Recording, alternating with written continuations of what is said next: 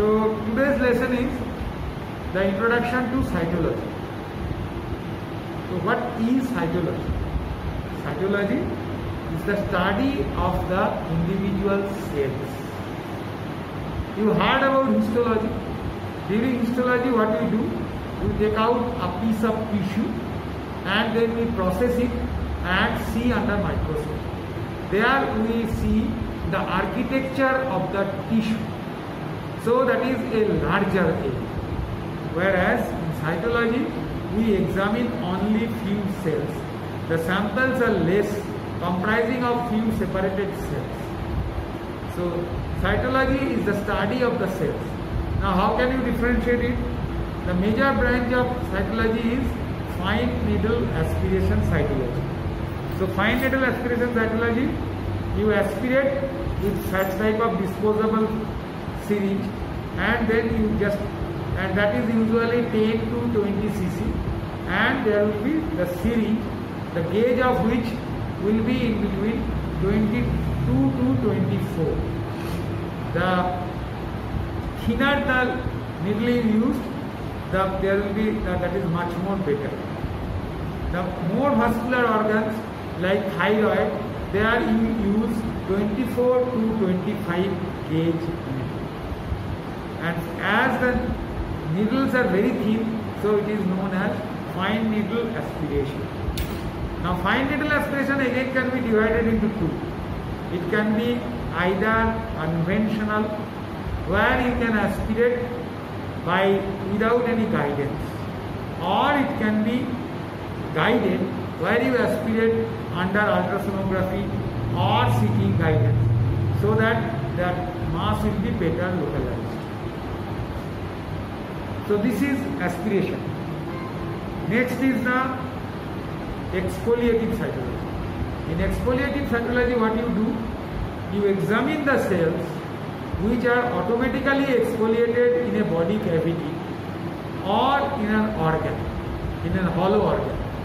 So you should not aspirate. You just take the cells which has been normally exfoliated. It is again can be divided into two broad groups. One is the fluid cytology. So fluid you collect from the peritoneal cavity or the pleural cavity or the pericardial cavity, etc. So how can you aspirate fluid without, how can you take fluid without aspiration? Yes, you aspirate with the fluid, but the cells which you examine are normally exfoliated within that cells. It is not that by aspiration you are aspirating the cells. You are only aspirating the collecting fluid which has exfoliated cells, and you examine those exfoliated cells. So they are exfoliated cytology. And the another is vaginal cytology. In vaginal cytology, all the cells starting from the ovary down to the cervix are exfoliated and are collected in vaginal fornixes. So from that fornix, you aspirate and you examine under microscope. Another form of cytology is scrape cytology. In scrape cytology, you take the cells by superficial scraping. The ideal example is cervical cytology, where you collect by scraping, and also a buccal mucus. From the buccal mucosa, you also collect by scrape cytology. So there are three major types of cytology. One is fine needle aspiration cytology, which can be guided or can be conventional. Second is there can be a scrape cytology, and third is there can be an exfoliative cytology, which again can be a fluid cytology or a vaginal cytology. Clear? Now what are the advantages of cytology? The advantages of cytology is it is simple. It is an outdoor basis process. You need not to tell the patients to get admitted. So there will be less pressure over hospital occupancy. Number 4, it is quick. Number 5, it is cheap. Number 6, the report can be given easily. Number 8, within a few hours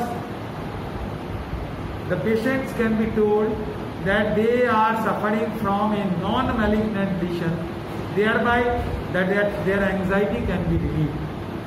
On the other hand, within few hours, we can also conclude that the patient is suffering from a malignant lesion, so that their early approach can be done without any loss of time. In histology, we need complicated instrument, we need much more time, and so that the planning will be also very difficult. So these are the advantages. What are the disadvantages? The main disadvantage of cytology is getting adequate material. You may not get adequate material even after repeated collections or aspirations. You may totally miss a deep-seated lesion. Even a superficial lesion, a lesion can have different types of tissue in different areas. Some areas may contain only hemorrhage, some areas may contain only necrosis, some areas may contain the tumor proper. So unless we hit the tumor proper, we cannot diagnose properly. So these are the disadvantages. Most of these disadvantages can be managed by using a guided stent FNAC, but still it becomes then very much complicated and costly.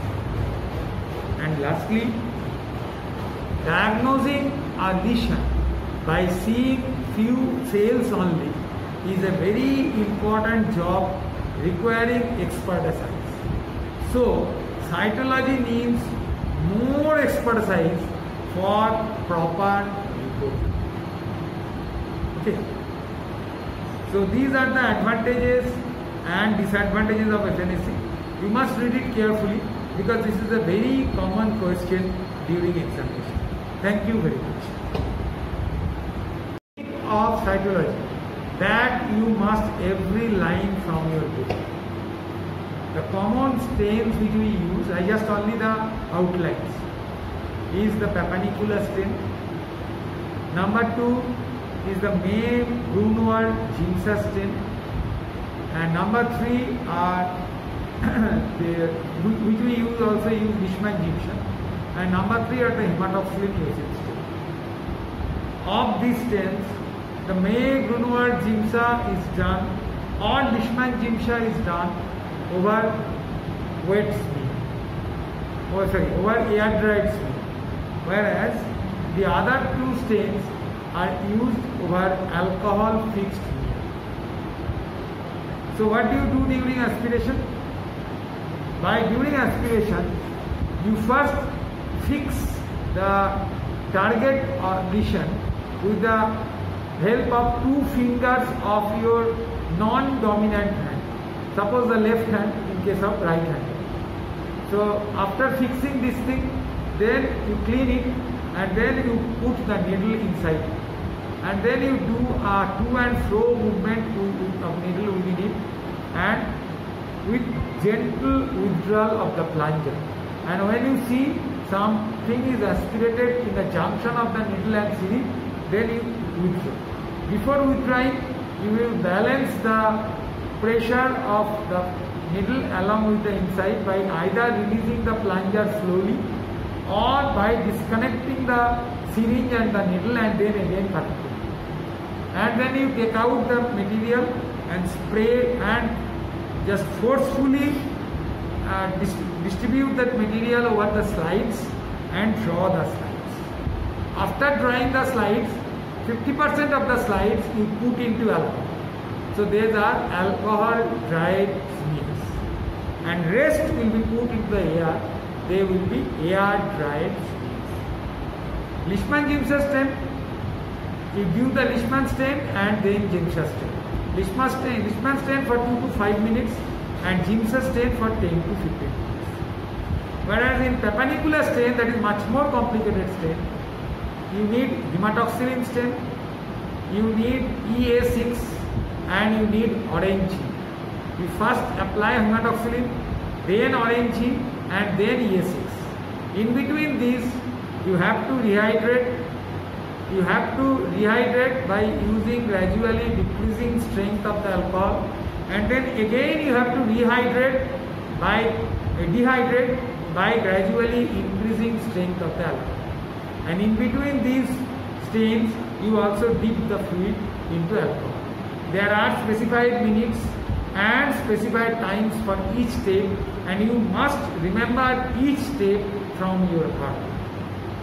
And thirdly is the stain which can be used by hematoxylin and eosin, and that also you must read from your book, because any one of the stain will come into the examination and you have to reproduce that in the examination. About in between these three stains, the Papanicula stain is the best, because the Papanicula stain will give a clear picture of the nucleus as well as cytoplasm, and also presence of any keratin in the cytoplasm. The nuclear characters are very well known by these Papanicula stain. Thank you very much. Correct. Okay, I will continue. The last class of today is staining of malignant cells.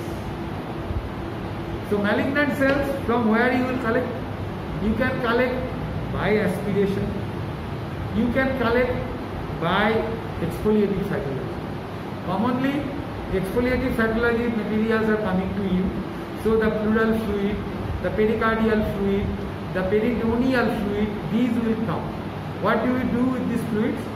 You centrifuge the fluid and you take the deposit, 1 drop of deposit over the paste tube.